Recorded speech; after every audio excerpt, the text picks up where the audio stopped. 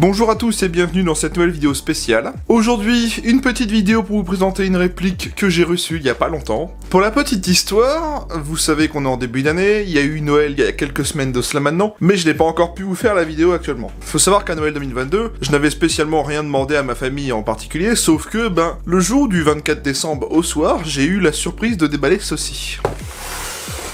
Oui, j'ai reçu cette réplique à Noël, le Tokyo Marui 57 FN57 si vous préférez. J'ai été agréablement surpris dans le sens où j'ai déballé un colis avec une réplique d'Airsoft dedans. Je ne sais pas par quel moyen ils ont su que j'avais envie d'acheter cette réplique, parce que comme vous le savez, je me fais une collection de PA Tokyo Marui. Je n'échange pas plus que ça d'Airsoft avec ma famille parce que c'est pas un loisir qui les intéresse forcément. Et ils ont réussi à trouver une réplique que j'avais pas encore achetée pour le coup.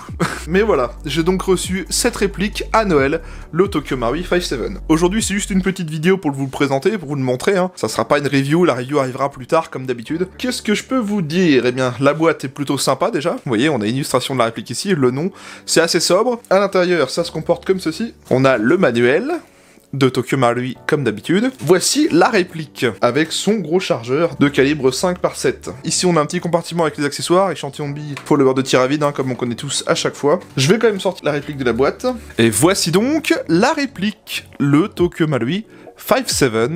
Donc le FNR Style 57 si vous préférez. Alors le 57, j'en ai présenté un sur cette chaîne jusqu'à maintenant, c'était le Cybergun SRC. Pour le coup je suis plutôt content parce que je vais pouvoir vous faire la review de celui-ci, donc c'est le Tokyo Marui, donc c'est ma réplique de points maintenant. Je l'ai reçu, comme je vous l'ai dit, je l'ai reçu à Noël. C'est vraiment, je ne sais par quel moyen ils ont su que j'avais pas encore acheté cette réplique et que je voulais cette réplique. Parce que certes faire une collection de PA c'est bien, mais déjà savoir ce que j'ai déjà acheté quand on n'y connaît pas grand chose, c'est déjà assez miraculeux. Je n'ai aucune idée de comment ils ont fait, mais ça c'est pas la question, c'est un cadeau. Voilà donc mon petit cadeau de Noël. Il est très joli, avec les beaux marquages. Voilà, bon c'est pas le vrai logo FN, vous me l'avez fait remarquer dans la vidéo du FNX45. C'est vrai que j'avais pas fait attention, mais ils ont fait...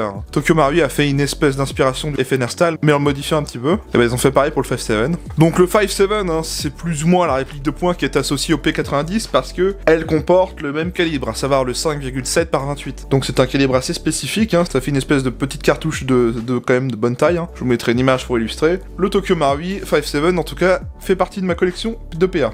Moi c'est une réplique que j'aime bien, alors faut aimer le look clairement, l'arme en elle-même faut vraiment apprécier le look. Moi, c'est pas quelque chose qui me choque, c'est assez particulier, ça change un petit peu de ce qu'on voit d'habitude sur le terrain, que ce soit les Glock, les 1911, etc. Là, c'est vrai que moi, j'en vois pas souvent sur les terrains, et moi, je compte bien utiliser la mienne sur le terrain. Alors, ça me donne envie d'acheter le P90 pour le coup, parce que c'est le même calibre, et ça pourrait peut-être me faire une petite collection 5,7 par 28. Mais pour l'instant, j'y réfléchis pas plus que ça, parce que c'est pas vraiment une réplique qui m'intéresse, le P90. En tout cas, c'est une très jolie réplique, c'est une belle petite réplique de points qu'on voit pas souvent. Ce que je peux vous dire d'autre par rapport au SRC, c'est qu'à la différence par rapport au SRC, c'est que le Tokyo Marui n'utilise pas le même canon interne que le looter barrel. Par exemple, si je prends l'exemple du 57 SRC, celui que j'avais fait en review, looter barrel fait aussi office de canon interne. En fait, c'est une seule pièce qui fait les deux choses. La plupart des répliques d'Airsoft, vous avez un canon externe et un canon interne. Sur la réplique du SRC, c'est une seule chose. En tout cas, voilà, je suis assez content de vous la montrer, de vous la présenter. C'est une petite vidéo très courte, c'est juste pour vous montrer ce que j'ai reçu à Noël, y a rien de très foufou. Je ne sais pas où ils l'ont acheté. Tout ce que je peux vous dire, c'est que si vous cherchez cette réplique du 57 Marui, moi je l'avais repéré avant Noël